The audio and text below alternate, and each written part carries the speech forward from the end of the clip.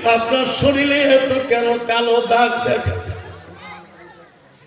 আমার নবী বলেন, আমার নবী তুই চোখের পানি দিয়ে বুক ভিজিয়ে যায়। আয়েশাকে বলে, আয়েশা সেই দিনের কথাগুলো মনে করি দিও না রে আয়েশা, আমি নবী কষ্ট পাই। আয়েশা আম্মা বলছে, নবী গো কোন দিনের কথা মনে করি দিলে কষ্ট পায়?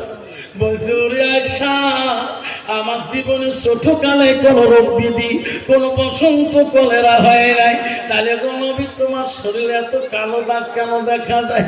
রবি বলছে, আয়েশা রে তুমি যখন শুনতে চাও আমি নবী গোপন করতে পারি না।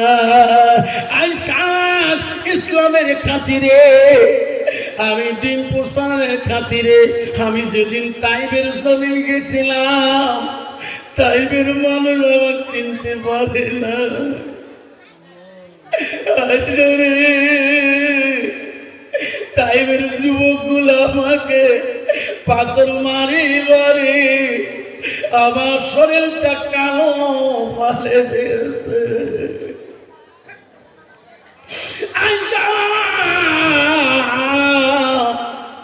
তাইবের যুবকদের পাথরের মারি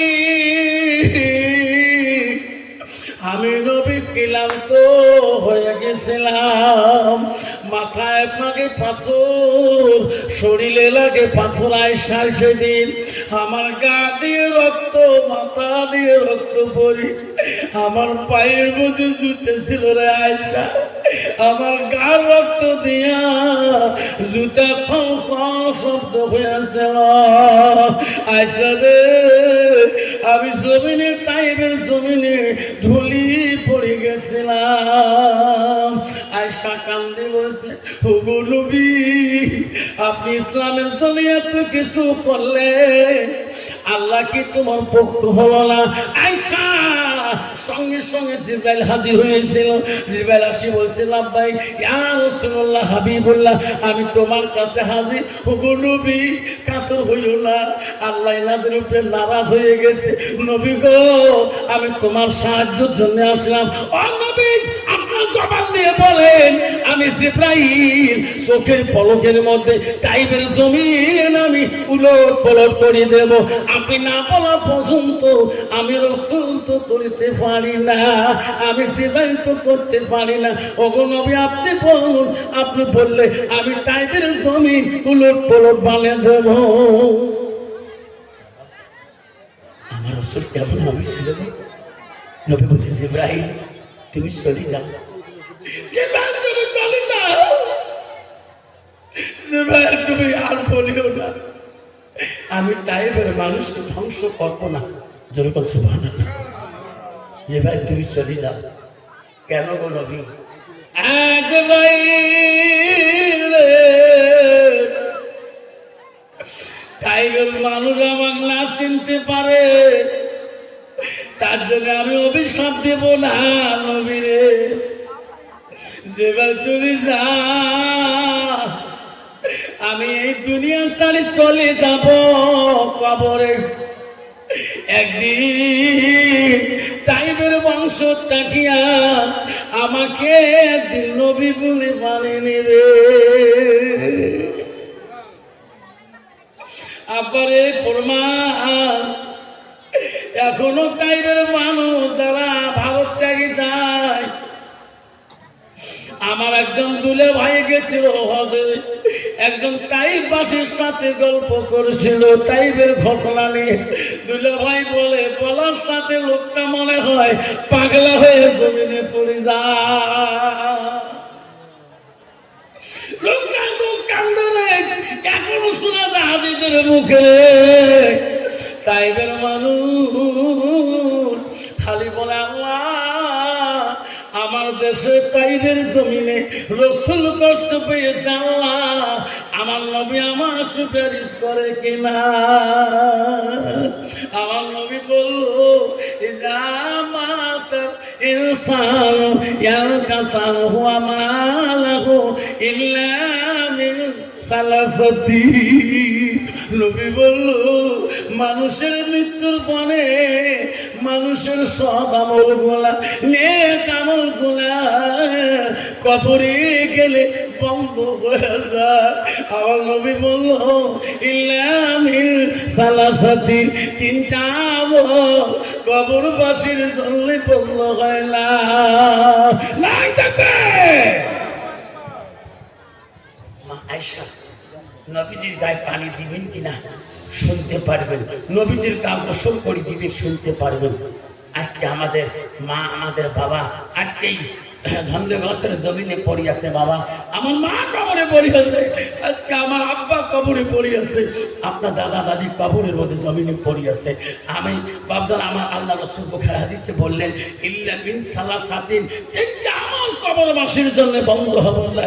আমার নবীর ভালোবাসা যদি অন্তরে থাকে, মা বোনেরা যদি নবীর ভালোবাসা অন্তরে থাকে, আল মাদ্রাসাতুল বাইতি এই ধন্দা গাছের এই মাদ্রাসাটা নবীর ঘর গো।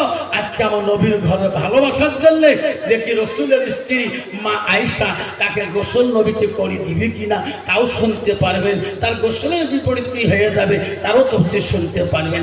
তার আগে আমি নবীর প্রেমিক হয়ে একজন নবীর ভালোবাসি হয়ে একটা বাবার কাছে আমি প্রায় বহুত কিলোমিটার হিসেবে আসামের জমিন থেকে মুসাফির হালত আছি।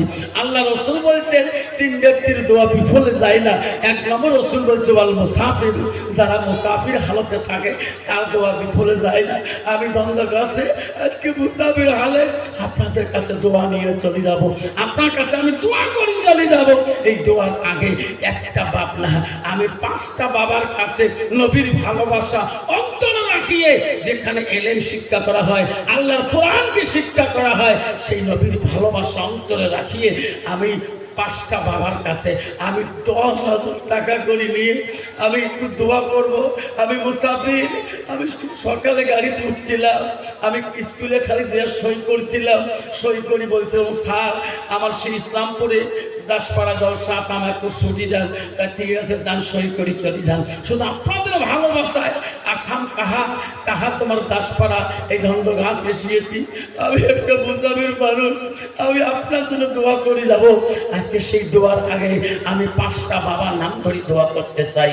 তারপরে আমি আয়েশা সিদ্দিকা রাসূলুল্লাহকে গোসল করে দিবে কিনা শুনতে পারবেন। তার আগে একটা বাবার কাছে না 5টা বাবার কাছে দোয়া নিতে চাই। আমার কাছে মোলাকাত করবেন।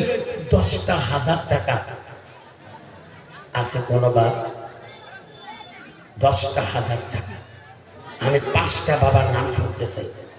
তোমার নবীর ভালোবাসা অন্তরে যদি থাকে। আয়েশা নবীজির গায়ে পানি দেয় রে।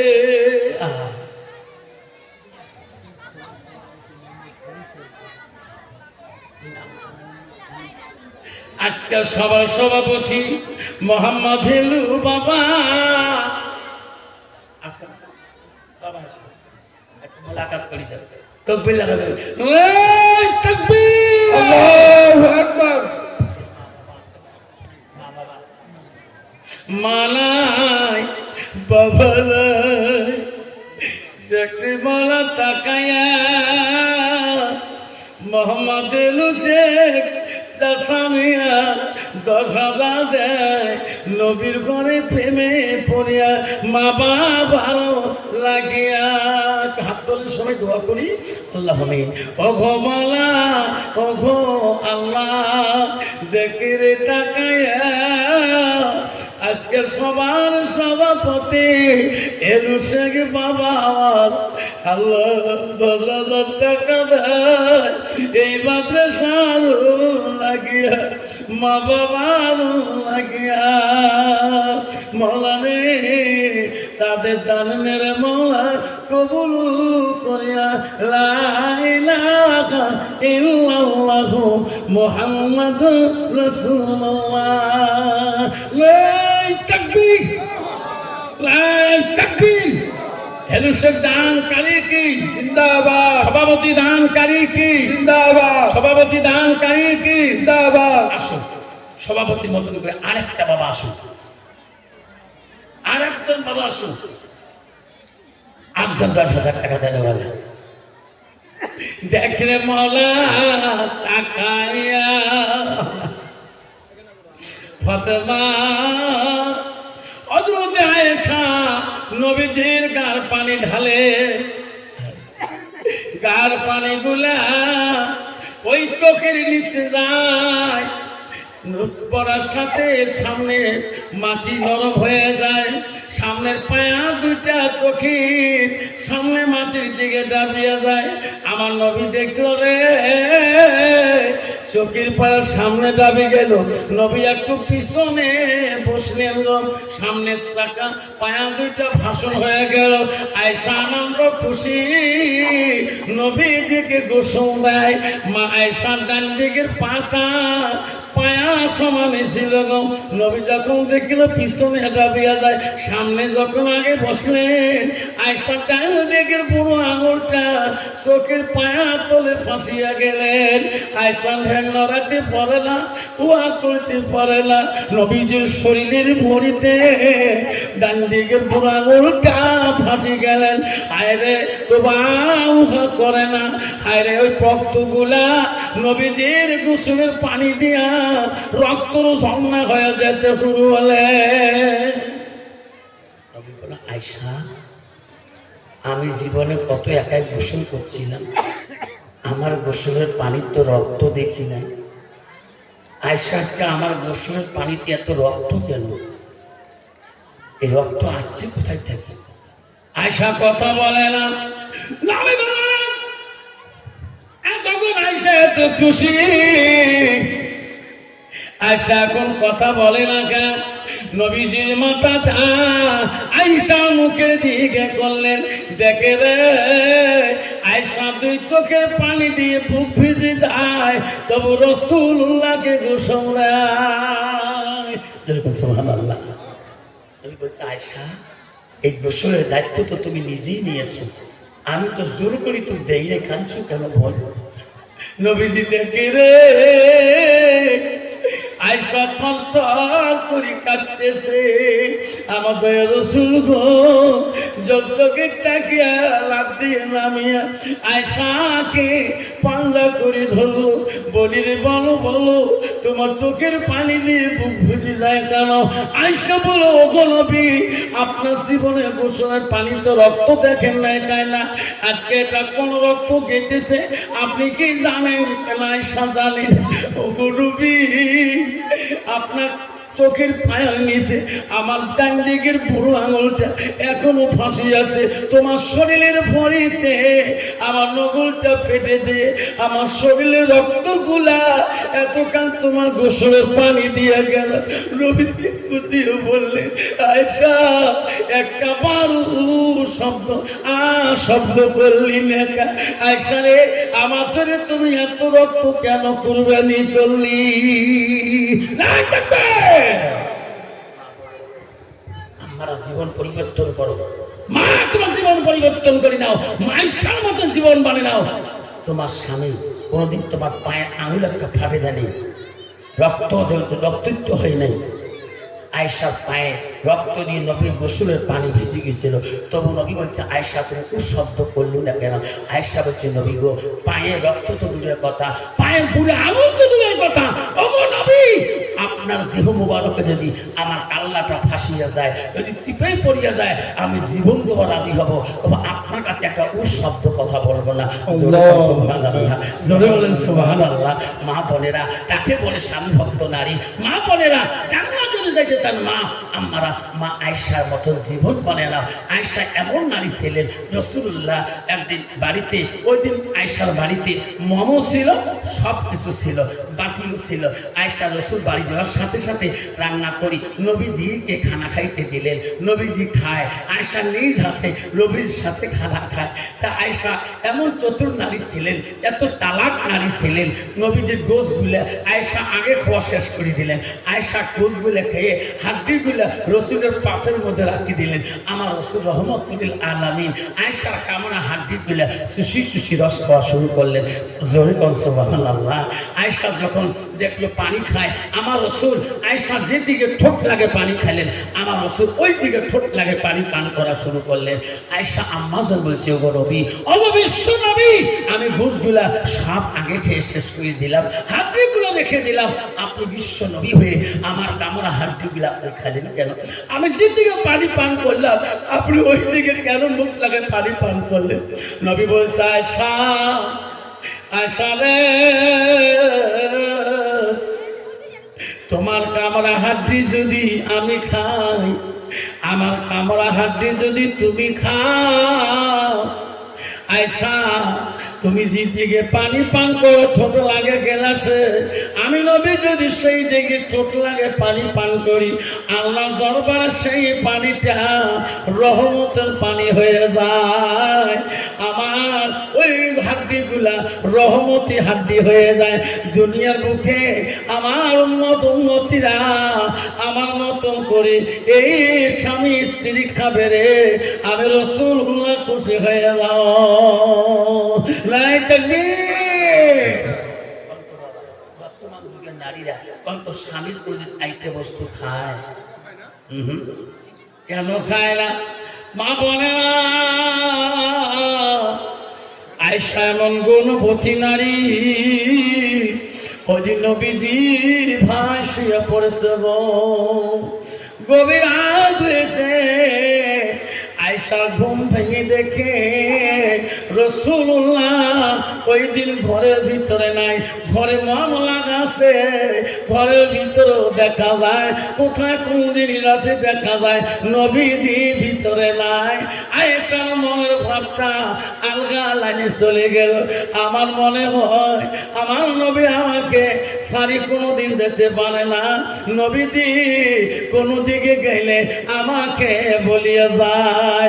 আজকে ঘরে আলো আছে, মন জ্বলতেছে, আমি আয়েশা ঘুমে পড়েছিলাম, আমার নবী কোন দিকে গেল রে? নবীর স্ত্রী আয়েশা চতুর্দিকে খবর নিল, কোন জায়গায় কারো বাড়িতে নবী যায় নাই। আয়েশা চোখের পানি দিয়ে বুক ভিজিয়ে যায়। আয়েশা খবর নিতে নিতে ভাবল রে, নবী যদি কারো বাড়িতে যায় নাই, নবী কারো বাড়িতে বিনা পারমিশনও যায় না, আমার মনে হয় নবী নিশ্চয় কোনো মসজিদে গেছে। আয়েশা চতুর্দিকে খবর নিল, কোনো মসজিদ তো পাওয়া যায় না। আয়েশা আবার নিজে হাতে জান্নাতুল বাকির দিকে গেলেন। জান্নাতুল বাকিতে মা খাদিজাতুল কুবরার কবর আছে। আয়েশা জান্নাতুল বাকির দিকে যায়, গেতে গেতে দেখে রে একটা কবরস্থানে মানুষ দেখা যায়, দূরে থাকি।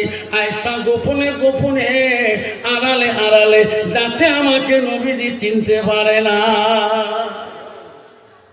আয়েশা দূরে থেকে দেখলো অন্য মানুষ